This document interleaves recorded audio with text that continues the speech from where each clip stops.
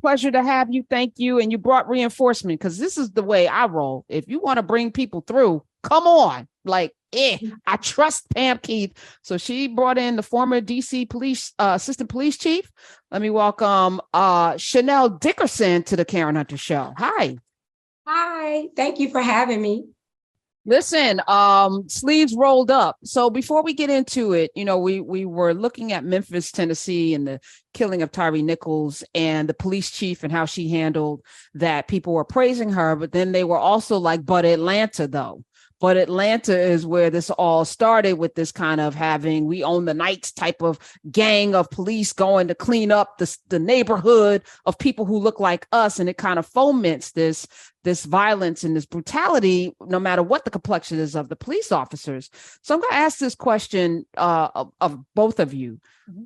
Is policing reformable in this country? I'll start with the assistant police chief. Absolutely, it is reformable. However, we have to hold police departments accountable internally. We have to look at how police departments are treating the men and women inside of the department. Because if we don't ever get that right, there's no way that we're going to treat the community well. Absolutely. So my answer to you, Karen, is that we'll never fix policing if we keep coming at it from the outside in, telling police officers how they're supposed to behave, what they're supposed, the transparency, the various approaches we've had, defund the police, get rid of qualified immunity. All of that doesn't work. What we need to do to change policing is change the mindset of police officers. Yeah, right? You came on last time and dropped this like mind-blowing solution, which we're going to come to in a second. But I actually don't think policing is reformable because I think policing was rooted and foundationally rooted in policing Black bodies. It was foundationally rooted in giving people the license to go find Black bodies, to bring Black bodies back, to whip Black bodies, to destroy Black bodies. So I don't know if you can reform something that was grounded in it. So I'm asking a larger question. What do we call, if in my mind, it can't be reformed? If we're going to do something different, what does that look like? And how do we change the language around it? Like, what do we call that? What would you call that? So maybe reform is the wrong word. Maybe regenerating. So generating something is creating something. Then regenerating or recreating the concept of policing from the inside out, right? I'm saying something. Well, hold on. I'm sorry. Police in and of itself, policing, it's not what we need. I don't need you to police me. I need you to rescue my cat from the tree. I need you to go find the person that broke in my house. I need you to keep me from getting shot or robbed. I need you to, if there's an accident, take the accident report. If my tail light is out, give me grace because clearly I can't see behind me. I don't need to be dragged out of my car for that. No, it's a traffic violation. I don't know. I don't need your hand on a gun for that. What do we put in place of policing? Like, is there a term? And I'm saying this because I watched Nikki Haley's 3-minute presidential announcement today. And I said, that woman's going to win. She figured out, you can say what you want, Pam. We'll have this conversation in the next hour. She figured out how to craft a gaslighting video and put everything in it for everybody. I said, damn. She's still a brown woman. Come on. I'm not Black or white. She's still a brown woman. She's still got boobies. I'm sorry, no. You're not seeing what's going on in this country. Did you see how many votes Herschel Walker got? No, don't be for deceived. president. Not for president, hun. It's different. No. I bet you it's not. I bet you're going to see a whole lot of Asians show up to vote that don't vote, that will be voting. Girl, it doesn't matter. Billy Joe, Jim Bob, and Inbred Jet are not checking for no colored woman for president. They would maybe for vice president, maybe for some other role, but not for president. You're wrong. You are absolutely wrong. I'm telling you, she can win. But I'm telling you, it's messaging, right? And I feel like the problem in this, she can't message her way out of being brown. All right, let's talk about this later. But is there another word that we can use instead of police, Chanel? Chanel's like, I don't know.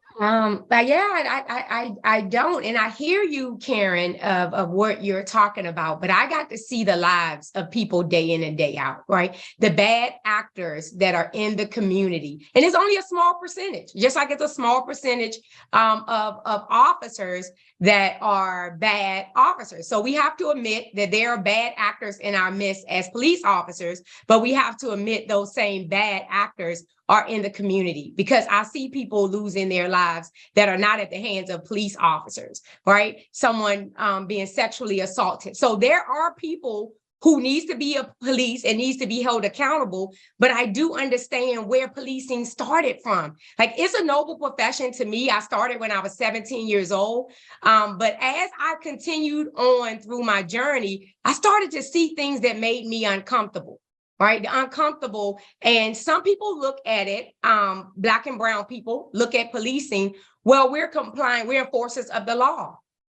But who were the laws created to harm? Right. So it's the deeper issue that you have to look at it. I know that my profession is noble. I would do it again today, if I had an opportunity to, because I know personally I did more good than harm. And when people interact with police officers, they should feel like that I left them in a better position than when I found them. And so I'll have to think about the word on policing.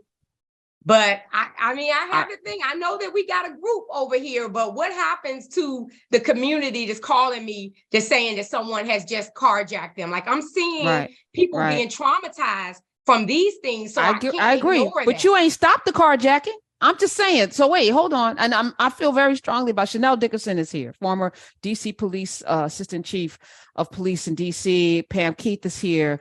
As you're talking, you said that it's just a handful of police that are bad apples. Well, and I'm going to push back. I'm going to push back on that because they still are silent. And silence is acquiescence. So if you're so good, you would not let these people define you, and you would not let these people get away with doing the brutal things.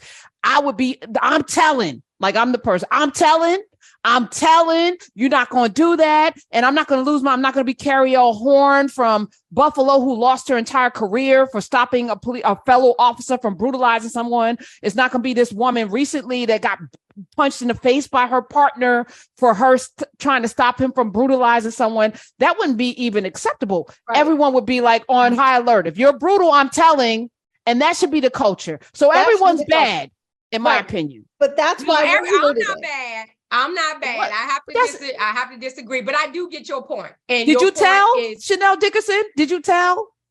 Oh, absolutely. Well, that's the reason why I'm retired right now. That's part of the reason why. But you shouldn't be run out of an industry that you find noble, that gave you, perspective on your life, that gave you so much fullness, because the actual policing itself is so corrupted at its core. I'm sorry. Go ahead, Pam. But Karen, we're here because there are solutions to what you just talked about. Right. I know, but I just want to lay the table. There may be people just listening for the first time, Pam Key. Right. They need to know how we feel about these things. Sis, you laid it out perfectly. It's a mindset issue, right? It's a mindset issue, and it's about the expectation that between one officer and another officer that they will be backed up by their fellow officers, no matter what they do. Right? It's that expectation. And I want your audience to understand that it is a very different expectation than there is in the military. The reason it's different in the military is because military people move every 3 years, right? So it's much harder to build cliques in the military, and much harder to feel like you have a godfather that's protecting you, because you're moving from duty station to duty station and overseas and on the way. Is that on purpose? I didn't, this is the first time. Is that the culture of the military? The culture of the military is that even if you think you could get somebody to cover for you for your short stint in that unit, that you're no longer in contact with that person when they move on to their next duty station. So you don't know what they're going to say, and they don't know what you're going to say. And so there's some secrets that are taken to the grave, but trust and believe the vast majority of the military is not of the mindset that they can count on everybody around them remaining silent. That is not a military mindset, but it is a police mindset. It is more than just a mindset. It's an expectation. It's more than an expectation. It's an oath. It's a promise. In fact, I represent a woman in New Jersey, a police officer in New Jersey right now, who's getting who was taken to a tribunal to be kicked out of her union for reporting her sergeant for gender and race discrimination. They tried to kick her out of the union, saying you violated your union oath to your union brother by filing an EEO against them. Now, how crazy is that? It's more than an expectation. There is such a deep sense within policing that officers have to back each other up, that it becomes the absolute norm of how they proceed throughout everything. It is that expectation that has to be severed. That expectation has to be severed. Because once officers stop thinking that every officer is going to go along with whatever they do, then what you see in Memphis and what you see in Atlanta and what you see going on, that's going to stop. So the question is how? Pam Keith is here. You can follow her at Pam Keith FL for Florida. She might need to drop the FL at some point, but Pam Keith FL and Chanel Dickerson, former DC Assistant Police Chief, is here as well. So how does one do that? You had a great system before, so you have three pillars. Okay, all right. There's three. Lay it out. Remind us of part one. There's 3 levels of mindset we need to attack or address. Level 1, the mindset of the police officer.